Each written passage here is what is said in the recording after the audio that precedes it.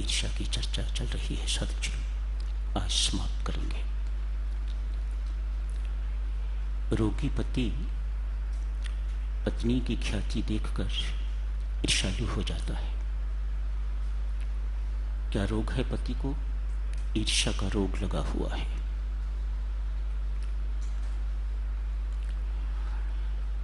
व्यंग्यात्मक शब्द, कटु शब्द, निंदा भरे शब्द, ये सब के सब साधक चलो ईर्ष्या की ही अभिव्यक्तियां हैं। ईर्ष्यालु व्यक्ति दूसरे के दोष, जिसके प्रति उसकी ईर्ष्या है, दोष देखता है, फिर वर्णन करता है, तो इसे ही निंदा चुगली कहा जाता है। कटु शब्द बोलता है, व्यंग्यात्मक शब्द बोलता है, सरकास्टिक वर्ड्स।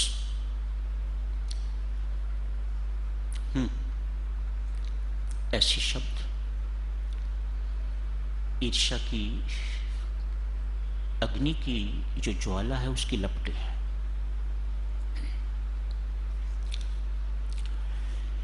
प्रत्येक साधक को साधक चलूं इस रोग से सावधान भी रहने की जरूरत, जागरूक भी रहने की जरूरत, और फिर पूर्णतया बचे रहने की जरूरत। अन्यथा ईर्ष्या एक ऐसी घुन, ऊपर से तो आपका व्यक्तित्व सही दिखाई देता है, लेकिन भीतर से आप जल के राख हो जाते हैं। हर ईर्ष्यालु व्यक्ति चाहता है जिसके प्रति उसकी ईर्ष्या है उसको जला के तो वह राख कर देगा। ये उसकी आंतरिक भावना हुआ करती है। उसको ये पता नहीं कि तू ही जल के खाक हो जाएगा। ऐसा नहीं साधक चलो कि ईर्ष्यालु व्यक्ति दूसरों का बिगाड़ नहीं सकते, बिगाड़ते हैं, बिगड़ता भी है, लेकिन वह व्यक्ति तो परमात्मा के प्रेम में निमज्जित डूबा हुआ यही मानता है। व्यक्ति कोई भी साधन हो सकता है, निमित्त हो सकता है, लेकिन ये मेरे कर्मों का खेल है, और शांत हो जाता है। सत्य भी यही है साधक चलो, इस सत्य को साधक ही जानता और पहचानता है। बीजापुर के एक नवाब मुसलमान हैं, लेकिन विद्वान, योग्य, बुद्धिमान हिंदुओं को, ईमानदार हिंदुओं को अपने राज्य में उच्च पद पर भी नियुक्त कर लेते हैं। दामाजी नाम का एक साधक है, उसे किसी राज्य का शासक बनाया हुआ है, नगर का कहिए, राज्य का कहिए, शासन दिया हुआ है। दंपति बहुत आस्तिक हैं, परमात्मा के प्यार में डूबे हुए, संतान नहीं है। अपना कामकाज करते हुए परमात्मा की लीला निहारते हैं। जो प्रेमी साधक हैं, साधक जनों जो प्रेम के पुजारी हैं, उनके लिए संसार दुखालय नहीं है। संसार दुखालय उन्हीं के लिए है जो संसार को देने की बजाय हाथ पसारे बैठे हुए हैं। उनके लिए संसार दुखालय है।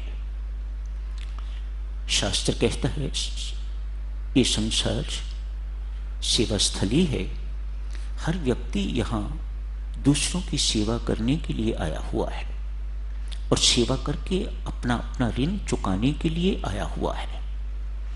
और ऋण लेना नहीं, पुराना हिसाब किताब चुकता करो और मजे से जन्म मरण के चक्कर से बच के यहाँ से निकल जाओ। ऐसे लोगों के लिए संसार दुखालय नहीं है। उनके लिए तो संसार परमात्मा की, उनके राम की लीला है, लीला स्थली, सेवा स्थली, लीला स्थली। हर एक घटना में उन्हें परमात्मा की लीला दिखाई देती है और मौज करते हैं, संतुष्ट हो जाते हैं। कोई रोता दिखाई देता है तो वह भी परमात्मा की लीला, कोई हंसता हुआ दिखाई देता है तो वह भी परमात्मा की लीला, कोई ठाका मारता है तो वह भी परमात्मा की लीला उन्हें दिखाई देती है और मस्त रहते हैं। स्वयं प्रसन्न रहते हैं, दूसरों को भी प्रसन्न रखते हैं, स्वयं सुखी रहते हैं, आनंदित रहते हैं और दूसरों को भी आनंद ही प्रदान करते हैं, सुख ही बांटते हैं। दामाजी ऐसे ही है। परमात्मा में पूर्ण विश्वास है, सारे नगर के, उस जगह के बहुत चहेता है, बहुत इन्हें पसंद किया जाता है। He is helpful to everybody. 3 दिन से लगातार बारिश नहीं हुई। ऐसे ऐसे करते करते 3 दिन ही नहीं 3 वर्ष भी हो गए हैं।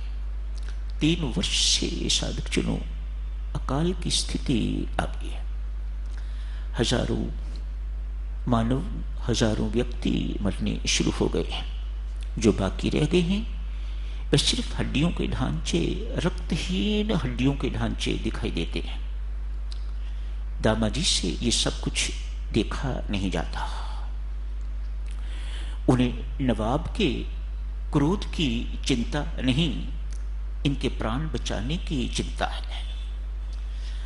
अतएव नौबत ये आ गई हुई है इस वक्त कि लोग सूखे पत्ते खा के तो गुजारा करते, लेकिन सूखे के कारण अब सूखे पत्ते भी उपलब्ध नहीं रहे। दामाजी ने घर में जितना कुछ पड़ा हुआ था सब बांट दिया। बड़ी भीड़ लग गई दामाजी के निवास स्थान पर। यहां तक राज्य कोष में भी जो कुछ वो अन्न के रूप में इत्यादि इत्यादि लेता था वह भी खोल दिया, वह भी सब कुछ बट गया। दामाजी बहुत प्रसिद्ध हो गए हैं। ये प्रसिद्धि दूसरे की हर एक से देखी नहीं जाती, ये ख्याति हर एक से देखी नहीं जाती। अपनी तो ठीक है, लेकिन दूसरे की ख्याति सहन नहीं होती। तो जहां दूसरों की सहायता करने वाले व्यक्ति होते हैं वहां उनकी टांग खींचने वाले भी व्यक्ति हुआ करते हैं। एक नियम है। अतएव उनमें दोष देखने शुरू करेंगे, किस ढंग से उनके दोष वर्णन करने शुरू करेंगे, किस ढंग से इस व्यक्ति को नुकसान पहुंचाया जा सकता है, किस ढंग से इस व्यक्ति को दुख दिया जा सकता है, और उस दुख को देख देख कर मैं सुखी हूं और सुखी हूं। ये ईर्ष्यालु व्यक्ति के चिन्ह है। एक ईर्ष्यालु सूबेदार है, उसको ये पता लगा तो उसने जाके नवाब साहब से शिकायत की। साहब, उस दामाजी ने इतना भी नहीं किया, उसके अंदर इतनी भी अकल नहीं थी कि आपसे कम से कम इजाजत तो लेता। राज्य का जितना भी सामान उसको बांटने से पहले कम से कम आपसे पूछता तो। बहुत भड़काया है। बहुत भड़काने के बाद ये ईर्ष्यालु व्यक्ति किस प्रकार से नुकसान करते हैं, होता है। हुक्म दिया, सेनापति जाओ, इसी वक्त दामाजी को बंदी बना के तो मेरे सामने पेश करो। ईर्ष्यालु व्यक्ति, देवियों सज्जनों, वैसे तो चूहा और सांप उनसे तुलना की जाती है। चूहा भी कुतरता है, काटता है, उसे स्वयं को कोई लाभ नहीं होता, लेकिन दूसरों का नुकसान कर गया।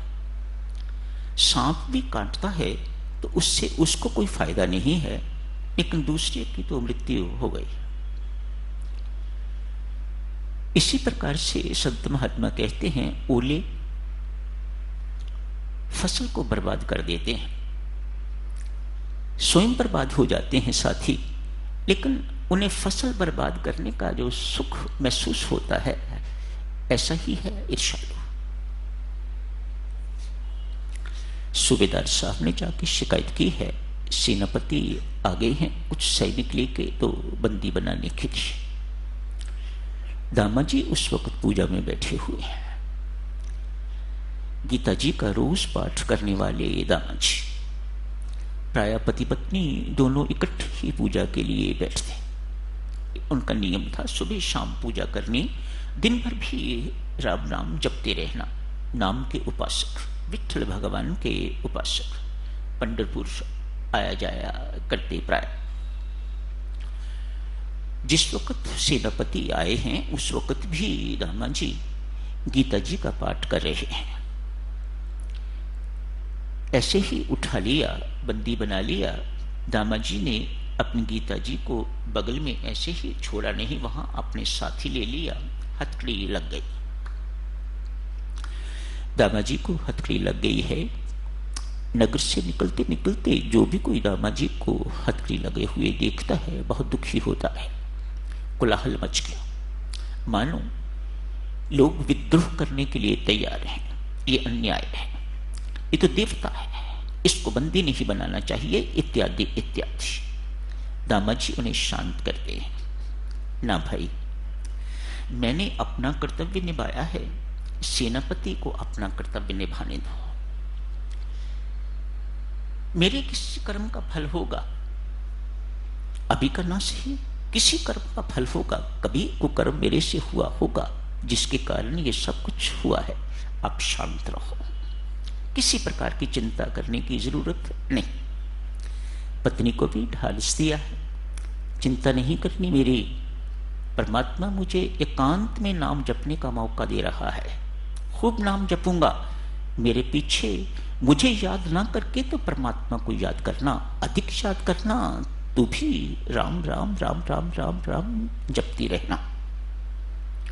रास्ते में पंढरपुर पड़ता था, जाके मत्था टेका है, हथकड़ी लगी हुई है। मत्था टेकने के साथ ही साथ मस्ती आ गई। मस्ती आ गई तो हथकड़ी को ही करताल बना के तो दामा जी वहीं नाचने लग गए हैं। लोगों को क्या पता ये क्या कर रहे हैं, क्या नहीं कर रहे हैं। उधर देवीय सज्जनों, एक श्याम वर्ण का किशोर अपने कंधे पर एक काली कंबली सी डाली हुई है, बहुत मनमोहक चेहरा, चमकती हुई आंखें, एक थैली में पैसे लिए हुए हैं। उनके पास पहुंच गए हैं बीजापुर। निर्भय, कोई किसी प्रकार का संकोच नहीं, कोई भय नहीं। दरबार में जाके पहुंच गए, कहा मैं दामा जी का नौकर हूं। उस किशोर ने कहा मैं दामा जी का नौकर हूं, जो अन्न उन्होंने प्रजा की सहायता के लिए बांटा है उसका मूल्य चुकाने के लिए आया हूं। ये थैली रख लीजिएगा, पैसे गिन लीजिएगा, मुझे रसीद दे दीजिएगा। एक किशोर ने कहा किसको सुरत है, किसको फुर्सत है कि वह थैली के पैसे गिने। वह चेहरा इतना मनमोहक है कि उस व्यक्ति की आंख उठती नहीं है, देखे जा रहे हैं, मुदित होते जा रहे हैं, मुक्त होते जा रहे हैं। किसी को कहा इस थैली में पैसे गिन लो। जैसे थैली खाली करता है फिर भर जाती है। रसीद दे दी। रसीद दे के कहा मेरा नाम बिट्ठू है। विठल भगवान बिट्ठू बन के आए हुए हैं। कहा मेरा नाम बिट्ठू है, मैं दामा जी का नौकर हूं। रसीद लेके किशोर अंतर्धान हो गए। इस सुल्तान की बड़ी बुरी हालत है, इस नवाब की इतनी बुरी हालत है कि मानो जो गया है वह मेरे प्राण ही लेके चला गया है साथ ही साथ। 2 दिन के बाद दामाद जी पहुंचे, पैदल ला रहे कि इतना समय उन्हें लग गया पहुंचते पहुंचते नवाब साहब के पास। नवाब साहब तो प्रतीक्षा ही कर रहे थे। उसी वक्त हुक्म दिया इनकी हथकड़ी खोल दी जाए। हथकड़ी खोली, उन्हें अपने गले लगाया, कहा भैया बाकी की बातें तो बाद में करेंगे, मुझे एक बार उस बिट्ठू के दर्शन करवा दे, मैं उसके बिना जिंदा नहीं रह सकूंगा। मैं इतने दिन तेरी प्रतीक्षा में अपने प्राण संभाले हुए हूं, नहीं तो मर जाता। मुझे एक बार उस बिट्ठू के, उस बालक के दर्शन करवा दे। दामाद जी ने कहा नवाब साहब मुझे माफ करें, मैं तो स्वयं आपका नौकर हूं, मेरा कोई नौकर नहीं, मैंने किसी के हाथ कोई पैसे भेजे नहीं। लगता है विट्ठल भगवान आपको दर्शन दे गए, भगवान कृपा करके दया करके तो आपको दर्शन दे गए, आप बहुत भाग्यवान हैं। मैं नहीं सुनना चाहता ये सब कुछ, नवाब कहता है जो रसीद मैंने दी थी वह तेरी गीता जी से लटक रही है, वही रसीद है। मैं कैसे मानूं कि वह तेरा नौकर नहीं है और तूने पैसे नहीं भेजे। यही रसीद मैंने यहां से भेजी थी, वह तेरी गीता जी से लटक रही है। दामाद जी बेचारों को पता भी नहीं है कि मेरे साथ क्या क्या भगवान खेल खेल रहे हैं। दोनों दामाद जी के निवास स्थान पर पहुंचे। मैं उसके बिना नहीं रह सकता, नवाब कहते हैं, मुझे वहां ले चल, अपने निवास स्थान पर ले चल। वहां जाके मैं उस विट्ठल को, बिट्ठू को फिर देखना चाहता हूं, उसके दर्शन करना चाहता हूं। दोनों ने कहते हैं साधक चलो वहीं बैठ के तो परमात्मा की आराधना की है। नवाब वापस नहीं गए, भगवान के दर्शन हुए दोनों को। कहते हैं बीजापुर में दोनों की समाधियां एक साथ बनी हुई हैं। जिसने ये शिकायत की थी उसको आजीवन कारावास दिया गया है। यहां पर भी यातनाएं ऐसी व्यक्ति के लिए, और परमेश्वर के घर में भी नारकीय यातनाएं उसे मिली। संत स्वभाव के साधक जनों, संत महात्माओं के लिए यही कहा जाता है कभी भूल से भी उनकी निंदा नहीं करनी है। उनके प्रति ईर्ष्या का भाव, जलन का भाव कभी मन में ना आए, उन्हें नीचा दिखाने का भाव कभी मन में ना आए। उनकी सत्संगति से लाभ लीजिएगा। शुभकामनाएं, मंगल कामनाएं। इसी के साथ साथ जनों ईर्ष्या का प्रसंग समाप्त होता है। परमेश्वर से करबद्ध प्रार्थना है, परमात्मा हमसे अधिक तू जानता है किस किस के अंदर कितना कितना रोग ये घर किए हुए है। हमें बल दे कि हम इस रोग से मुक्त हो सके। कृपा कर परमेश्वर, कृपा कर। हम सब पर बहुत निर्बल हैं, बहुत दुर्बल हैं। तेरे बल के बिना हम इस रोग से कभी मुक्त नहीं हो सकेंगे। परमेश्वर तेरी कृपा सब पर बनी रहे, सदा सदा सब पर बनी रहे।